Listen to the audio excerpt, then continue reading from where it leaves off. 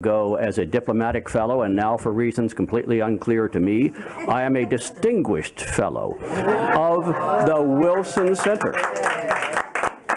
Wilson, a center that was founded some 50 years ago by the United States Congress with the mission of offering and supporting study and research on matters of international relations and national security in a decidedly nonpartisan manner. Today, we are not just privileged, but pleased to have with us an individual that can help all of us to address and understand what I call the 24-year-long slow motion Greek tragedy that is Venezuela today.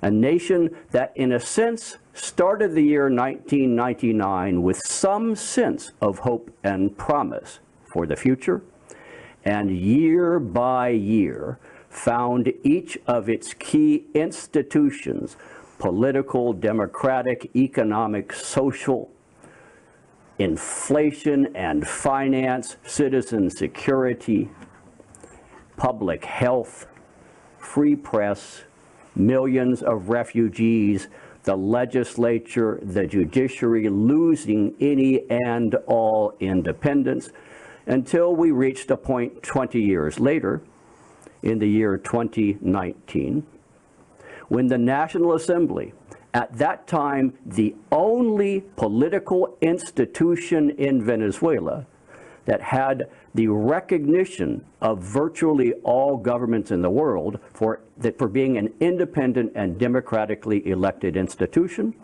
took a new approach to Venezuela. And they established an interim constitutional president and government.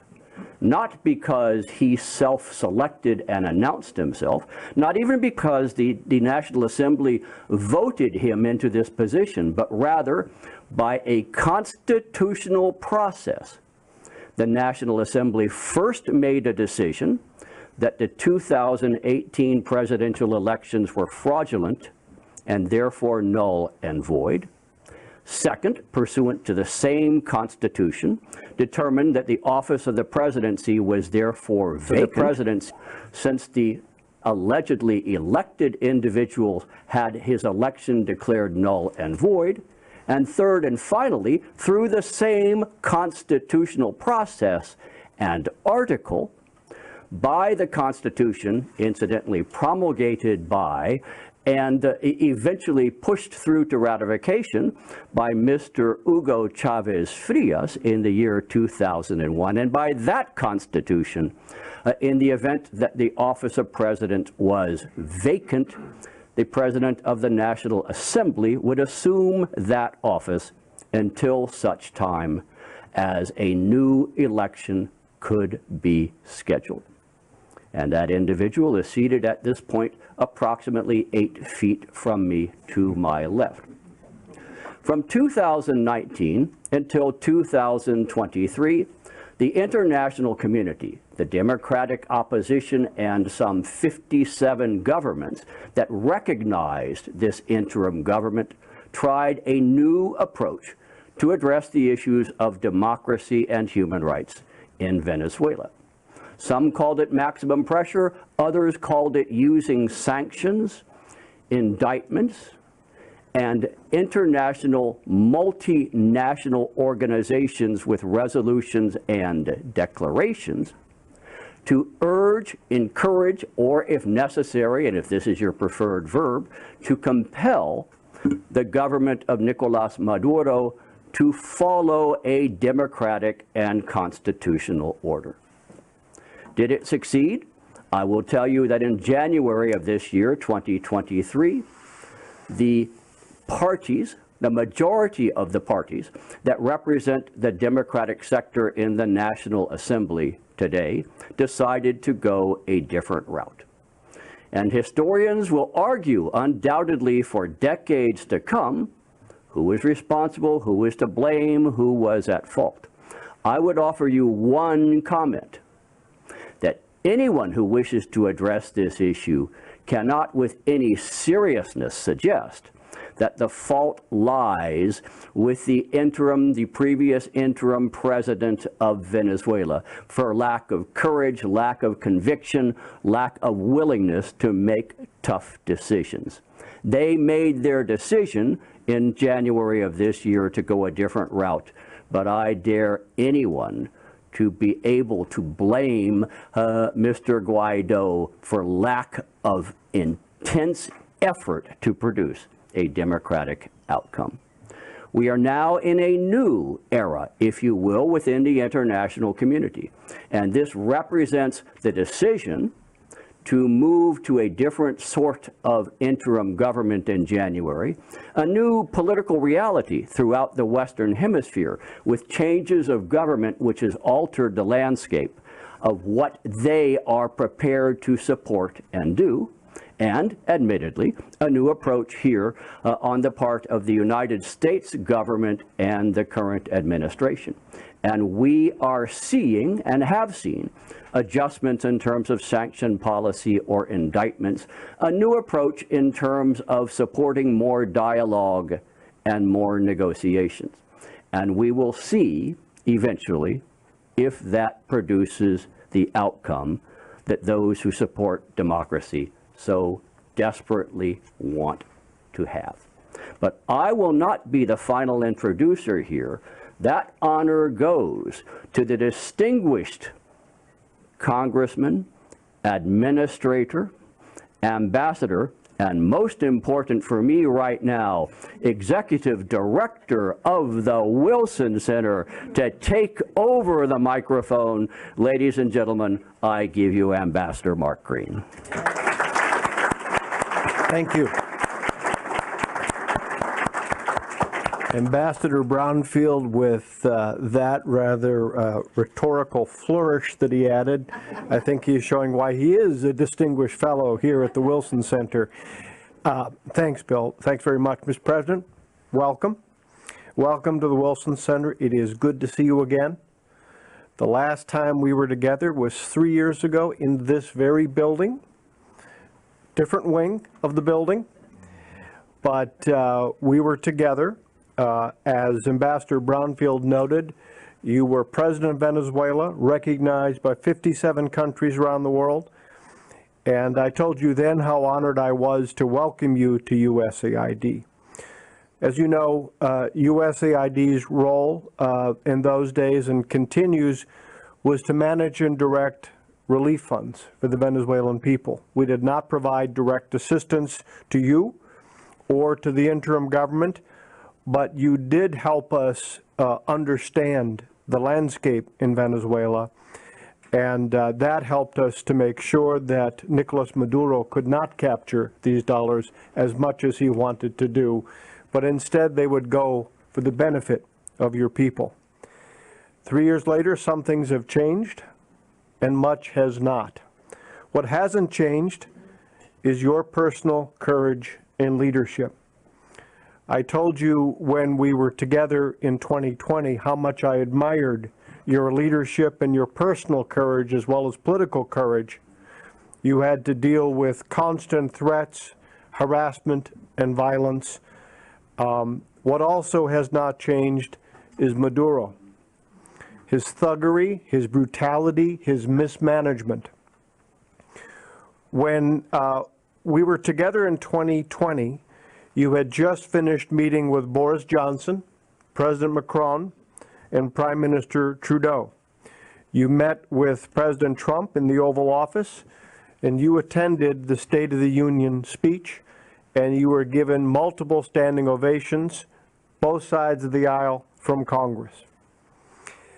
The biggest change, of course, now, last week in the face of arrest threats, persecution, threats to yourself, threats to your family, threats to those who have served in the interim government, you undertook the difficult and perilous journey to go into Colombia as preparations were underway for an international conference on Venezuela's future.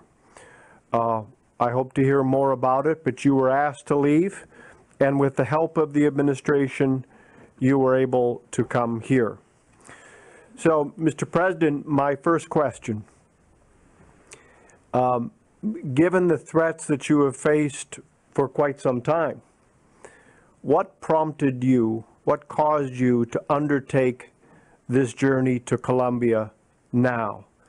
And what happened to you and your family when you reached Colombia, if I can? Bueno, primero, muchas gracias. Firstly, thank you very much. God bless you and everyone who can speak freely in this country. And God bless you.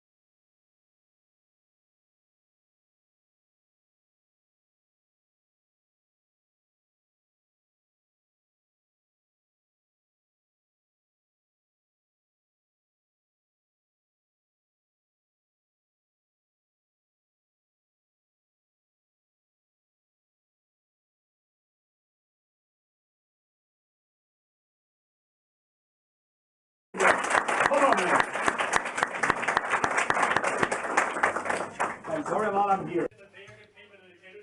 His family there, and all of us have been victims of persecution. So, Mr. President,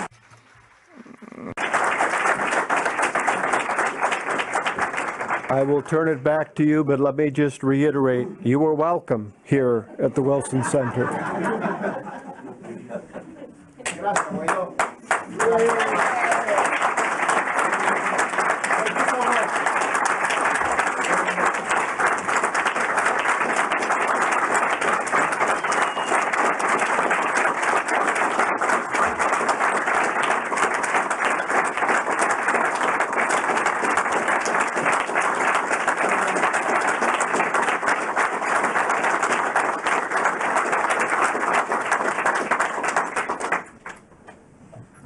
Mr. President. Gracias, Mark.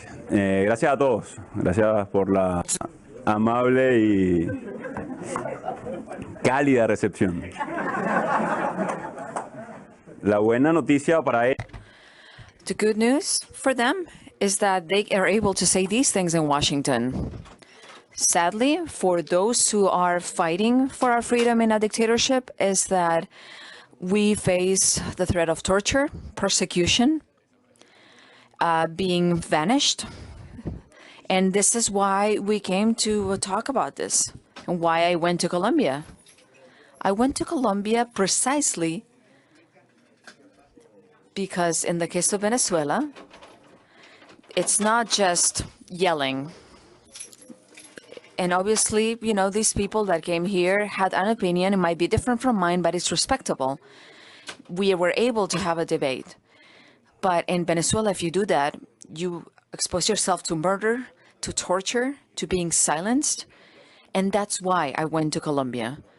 I was hoping to bring the voice of many Venezuelans, to make them heard, that they would be taken into account to talk about Venezuela. And that's the least we could ask for, you know, those who are actually putting our skin in the game to face a horrible threat. And speaking about Colombia, today, my eldest daughter turned 6.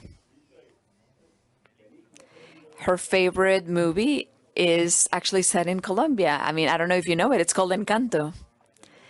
And it tells a story of a family that has to flee because they're persecuted. They have to cross a river. At the beginning, she didn't like the movie very much. She used to cry with the persecution scene. There's a song that starts out very sad. It's beautiful. It's about two caterpillars that grow from when they're very little and then they become butterflies. I have two daughters.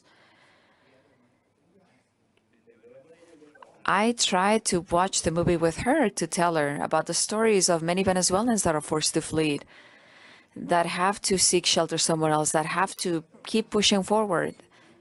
And that's why we went to Colombia. We went, and fortunately, my family is safe today. They actually reached the U.S. on Monday. And today, Encanto, that movie about a family that flees, that's persecuted, when a Colombian person watches it, they think about Colombia. But Venezuela also can relate to it. When a Venezuelan watches that movie, they think about their family.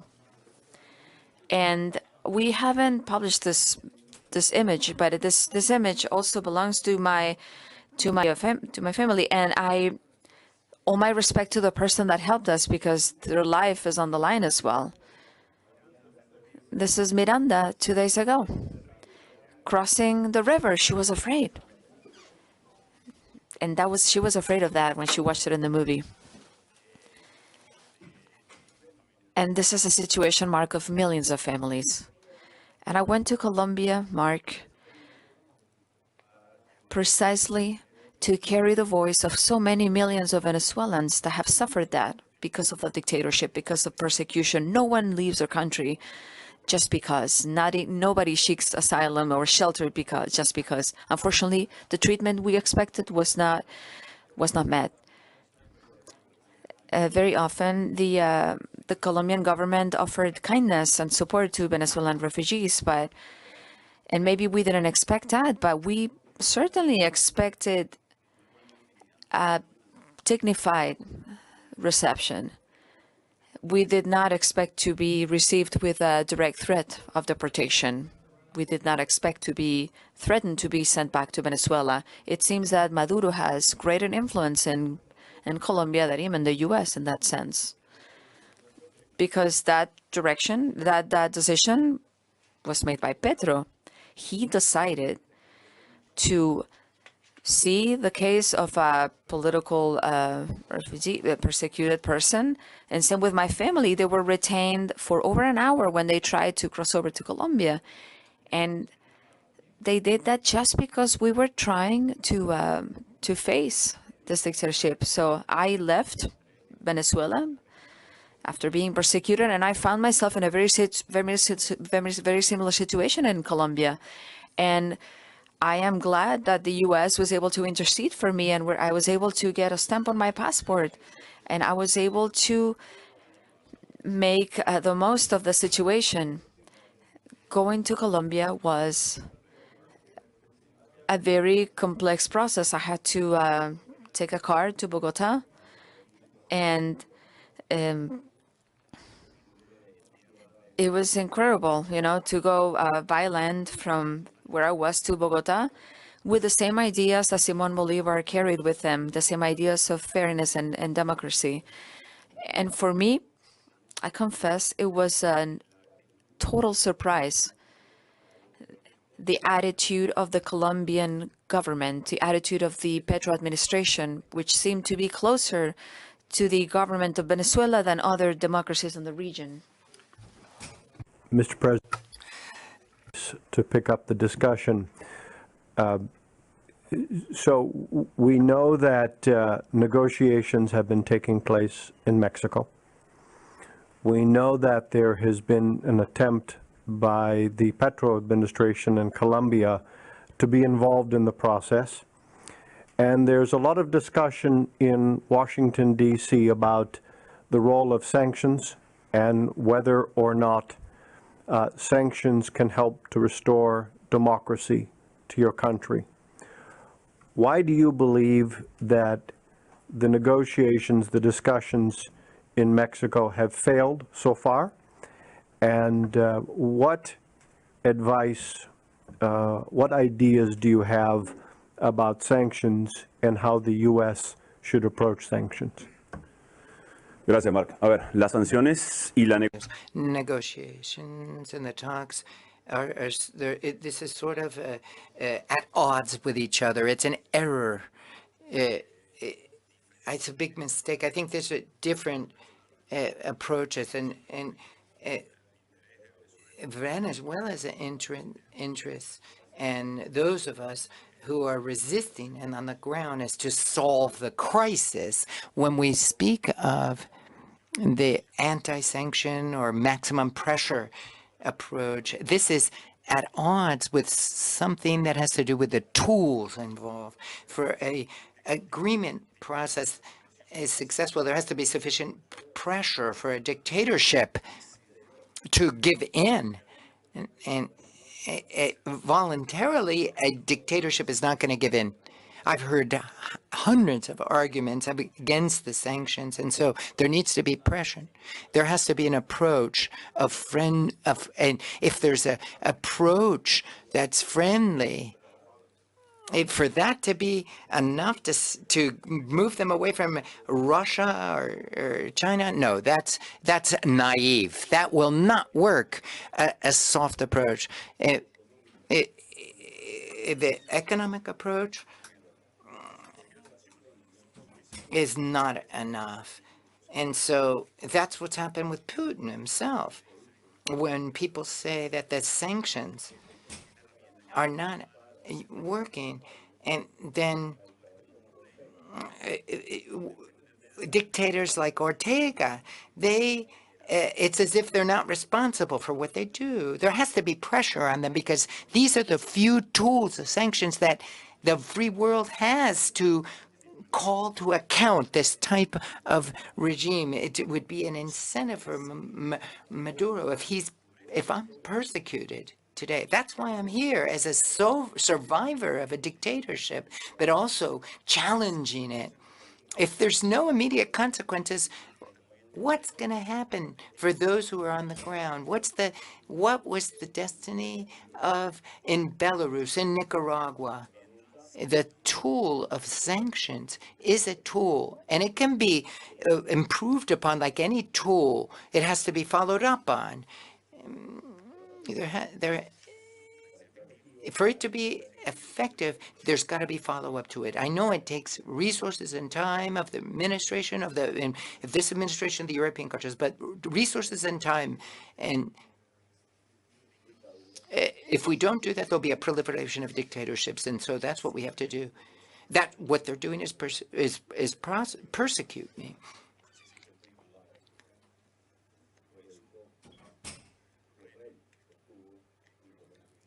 Borrell was in Colombia. I don't know what was done, but the tool has to be improved. Together with Mexico, or perhaps maybe there could be an agreement and provide incentives for a solution to the conflict in Venezuela. We've said it till we're blue in the face. There has to be fair and free elections. If President Maduro announces tomorrow he wants elections and he welcomes elections, is that enough?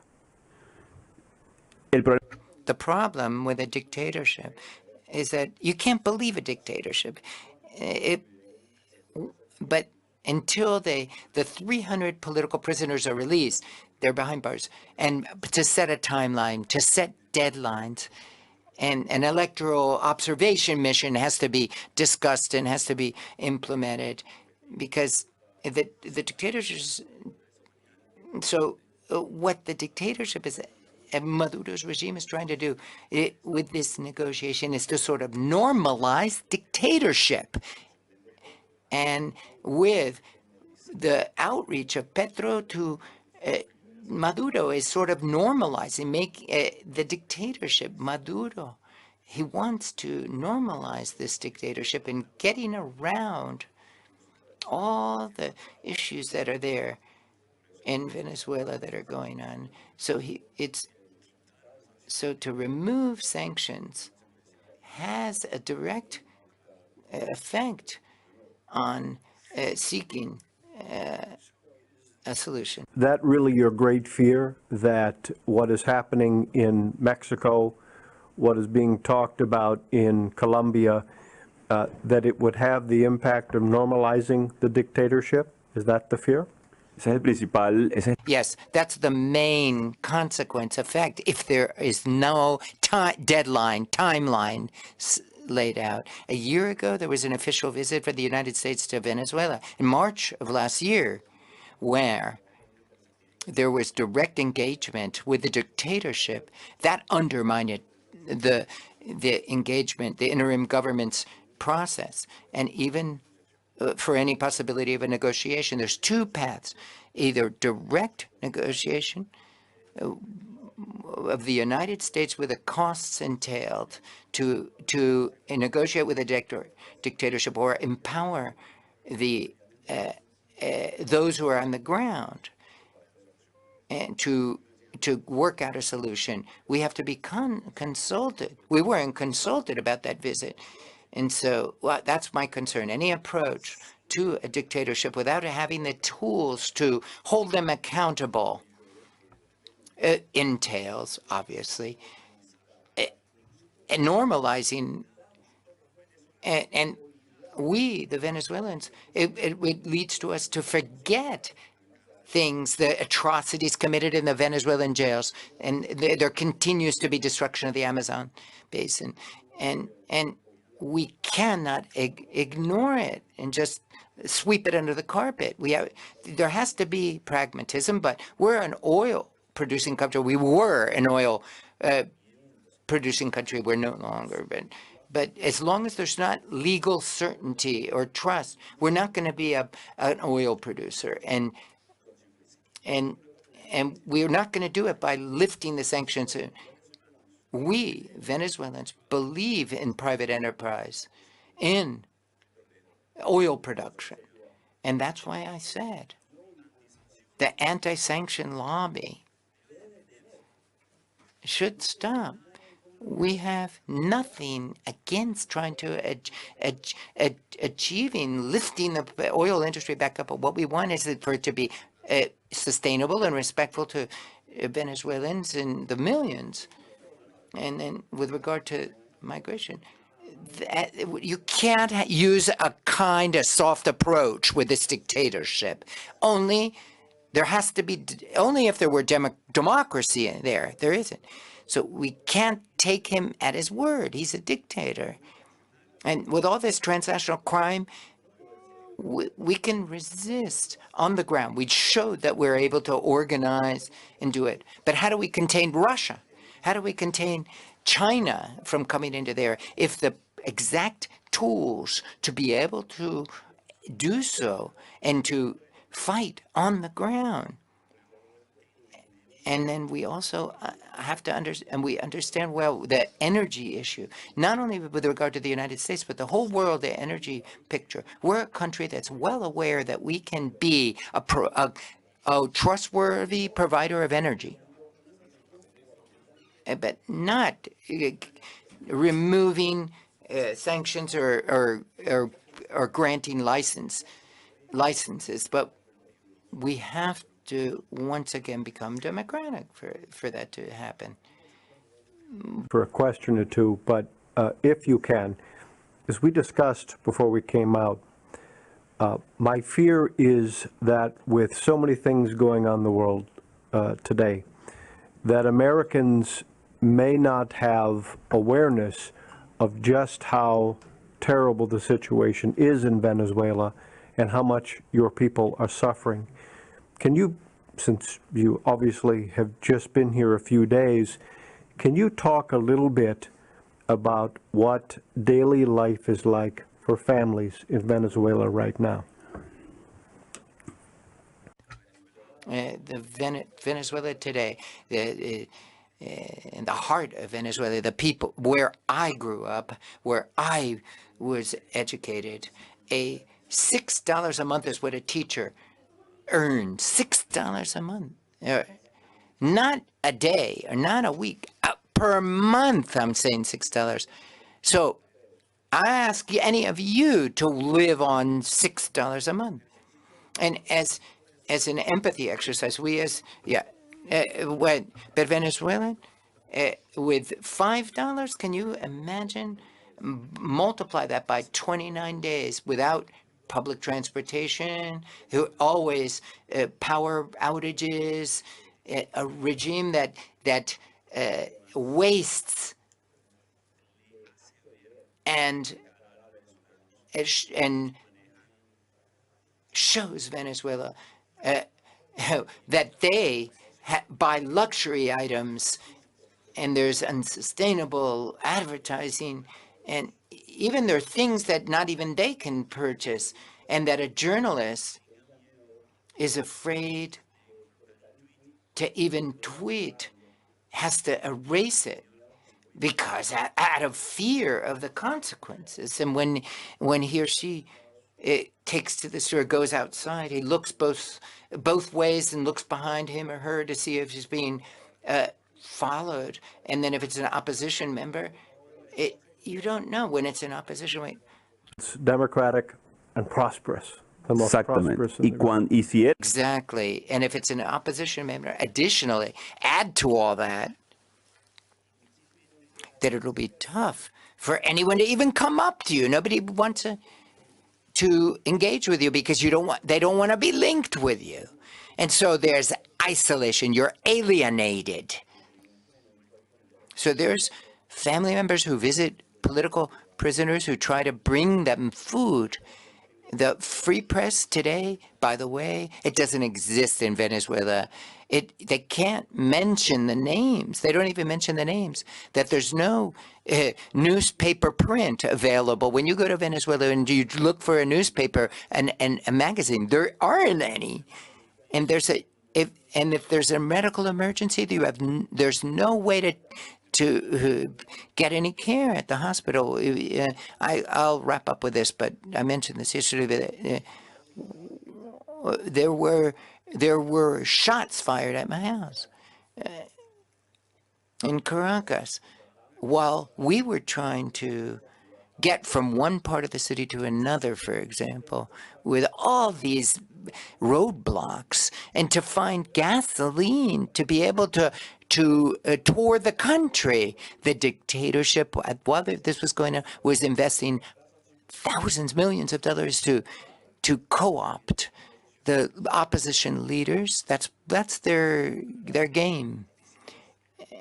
And 29, they called it Operation Scorpion. And Alex App, he's in jail in the United States. You know about him. And there's the example of how you can efficiently sanction and following up on all these incidents. For example, Alex Sapp, look at his case, and we tried to use all these tools to resist the dictatorship and its propaganda. And I conclude, I wrap up here. I just want to underscore that, remember, on May 1st is a day where thousands of workers who earn $5 a month and have the right to protest, they do continue to resist and protest on the streets of Venezuela. That's the way it was. But 22 decades later, we continue to do it. I used to do it. It used to be done. And I am trying to speak out on behalf of all these people. Thank you. We have time, I think, for one or two audience questions. Hi, good afternoon. Please, if you could just stand up and state your name and organization. Mi nombre es César. I'm Cesar Baez. I'm Venezuelan. I come from Táchira. And before asking you anything, Guaidó, I would like to thank you for your fight, and not just you, but everyone around you, Leopoldo, all of them. I think that, like any other Venezuelan, I am slightly skeptical about the current state of the fight, and I have a very specific question. From your perspective, what do you think went wrong on April 30th? Because that day I left my Catholic college in Táchira, and we were on the streets, and we found at the end of the day that we failed to attain our objective. And I think that that's a question in the mind of many Venezuelans, and I'm glad that you're here to answer it. Thank you. Cesar, thank you so much for being here. And thank you also for your skepticism even, because that should drive us to be better, to correct our mistakes, and to push forward. I think the biggest difference from January 2023 and December 2023 and 2018 was that we believed we are still the majority in Venezuela and around the world. We are still resisting, and we are trying to, channel our actions. On April 30th, there was a lot left to say. But to me, what we attempted to do, because we attempted to stage protests in Venezuela, and what you were saying about protests, the same argument could be applied, for example, to elections, negotiations, protests, or trying to, establish a dialogue with the armed forces to establish a democratic transition in Venezuela. If you analyze this separately, you could say today that none of these things separately works by itself. However, what we need to do is transform that, Caesar. We need to understand the multidimensional quality of the dictatorship we're facing. We were naive in that sense. We need to understand the ties and the size of the dictatorship we're facing. We underestimated Maduro and his link with Russia and with criminal multinationals that supports the elite that is still in power, that fears the action of international courts. There are many families, many NGOs that are being brave by resisting. April 30th was a peaceful political act because it was necessary for many sectors of society to start the transition. And we need the armed forces to carry out that transition. Now the armed forces understands the fragility of a dictatorship that completely depends on, economy or the support of Russia, direct support from Russia, as well as other powers. What could we have done better on April 30th? I think that's a valid question as well. One, to have a direct dialogue with those who were at the helm of the armed forces, sectors that were ready to stand by the Constitution at that time. There were people that, moved too fast, people that didn't move too fast enough. This has to be taken into account as well. But facing the future, Mark, which is something that we need right now in Venezuela, and that's what we need in Venezuela. We need to get those tools in our toolkit. When we talk about sanctions, we need international pressure. We need to reorganize internally, and that's what the primary means to us, to regroup a little bit internally in the country. We also need to find support to avoid another Nicaragua, and that's part of my agenda right now. Basically, that's what the dictatorship wants.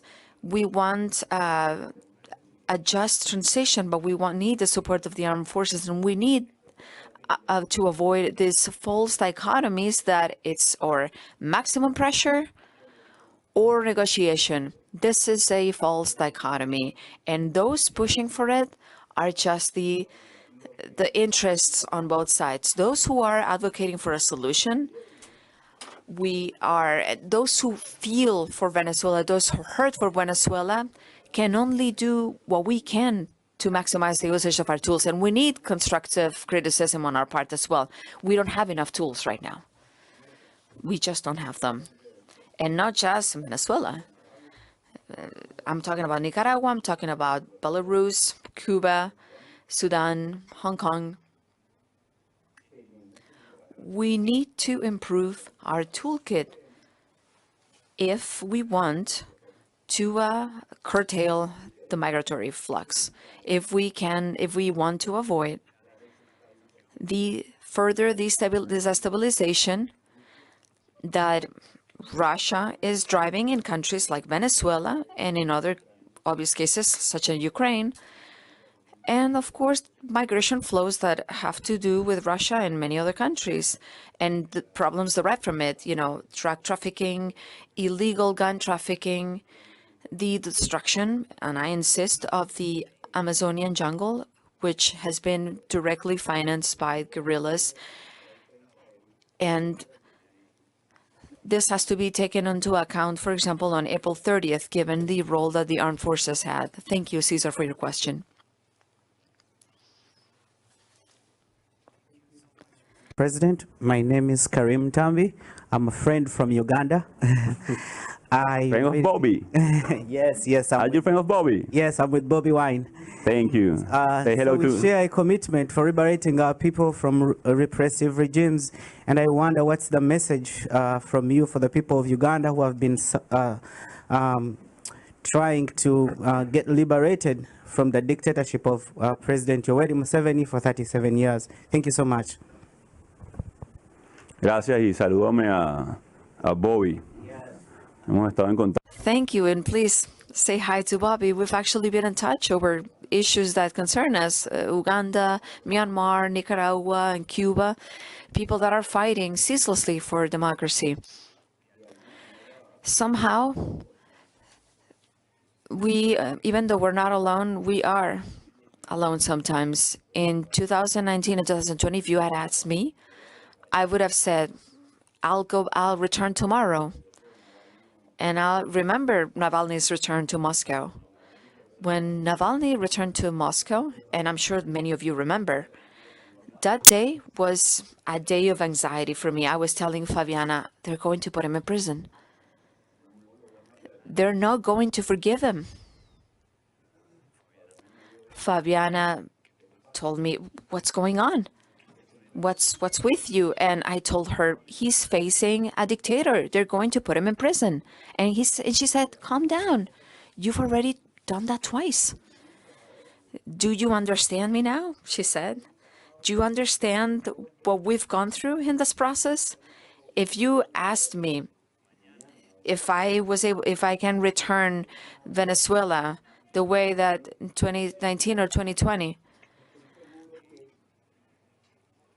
I am sure that I might meet the same fate as Navalny. We need to put a lot more pressure on these authoritarian regimes. We need to revert these incentives. Basically, dictators nowadays have all the incentives to win, and we have to put on our part. We need to get organized. We have to mobilize. I am aware of the risk. I have suffered it. We've seen the results in Uganda, and we've suffered in Venezuela. But we need to lift up the acknowledgement of our fight. We need to be pragmatical in seeking possible solutions, so that not only you, Cesar, will be able to believe, but also the city will be able to believe. Again, there's a current of thought that says that, Mark, if we are kind to the dictatorship, that we attend a friendly hand, that we might be able to, ease the economic situation and therefore, ease migration displacements and normalize the dictatorship. But that's normalizing the dictatorship. That's giving up. How can we ask 30 million Venezuelans, or in the case of Uganda, millions of people, 7 million of Ugandans, right? And how can we ask them to just give up, to resign themselves to the situation? We can't. So my message is that we cannot ask them, we cannot feel resignation. And I understand the position, that many cities and countries are in, but we're going to do our best on our part to find solutions. Obviously, faced with this threat from these powers, we need more support than ever in order to translate that into feasible solutions. And this might sound paradoxical, but it should not be just attractive to the news cycle, and not just when it's trendy, not just when it's attractive for, the newsrooms to support a cause and to, get all signs with Sharpies like Free Venezuela, Free Uganda. We've seen this. We've seen this in Cuba, Patria y Vida, like Homeland and Life. Fight for democracy is a fight of resistance as well, not one of resignation. That path that leads to the normalization of dictatorships cannot be taken. And it could, you bet, it can create future wars. Ask Ukraine. If you want to be pragmatic about it, what's best is to seek a solution that stabilizes through democracy, that curtails migratory flows, improves democracy, improves freedom, stabilizes the global market, prompts the development of the oil industry, and we improve the development of the country and region. But if you want to look at it from the side of those who suffer this dictatorship, I'll tell you that from a human point of view, we need support. Please act for human dignity, for the respect of human rights. As I said, Bobby, in Uganda a while back, you have a voice. Make yourself heard. Make yourself heard for something that unites us, which is democracy. And it's not a romantic notion, by the way. It's not some ethereal notion. It's the first step in the path to progress and peace. Thank you.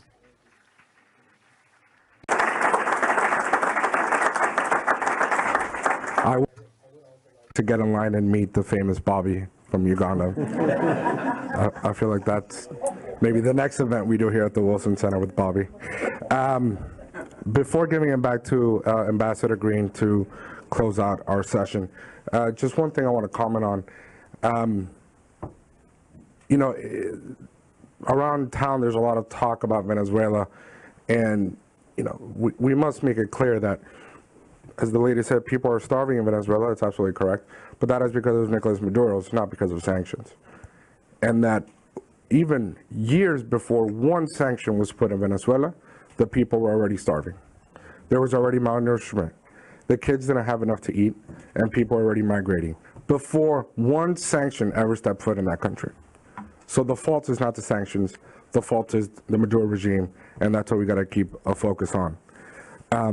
It's because of Maduro that Venezuela has become the second largest migration crisis in the world. The first one. The second one. Well, UNHCR says it's two. You and Syria are like right there neck and neck. Neck and neck. But that is, more than Ukraine. Not a contest you want to win. That's right. No, we don't want. More than Ukraine, more than Yemen, right? We're talking about a country that is not in a war, and yet this is the migration that's coming out of it. So that's something that we cannot forget. And the last thing I will say, there's a lot of folks in town who talk about the rise of authoritarianism worldwide, but also within Latin America. I will say that while that is happening, and I think President Guaidó has made a very eloquent case on what it's like to live under a dictatorship, I will say to you, Mr. President, that you also give us hope, right? For the people of Cuba, of Nicaragua, of Venezuela, who continue to fight, who continue to risk their lives, while the dictatorships unfortunately are still in place, you all give us hope that freedom will come to these countries, and we thank you for that. And with that, Mr. Ambassador, back to you. Great. Thank you, Eddie. Thank you, Mr. President. Thank you for your time, and thank you for joining us today. As I think you know, the people of Venezuela captured my heart. The tyranny in Venezuela broke my heart. I am confident that history will look on your leadership and bravery favorably. Someone who, despite threats to his own life, threats to his family, stepped up against a brutal and ruthless tyrant, whose hold on power has largely come from far-off places like Beijing and Moscow. Your courage gives us all hope, and your clear voice is very helpful right now at this moment in Washington, D.C. We need to hear it, and I hope it won't be 3 years until I see you again in person. But again, thank you for joining us, and thank for all that you've done. Thanks to all of you.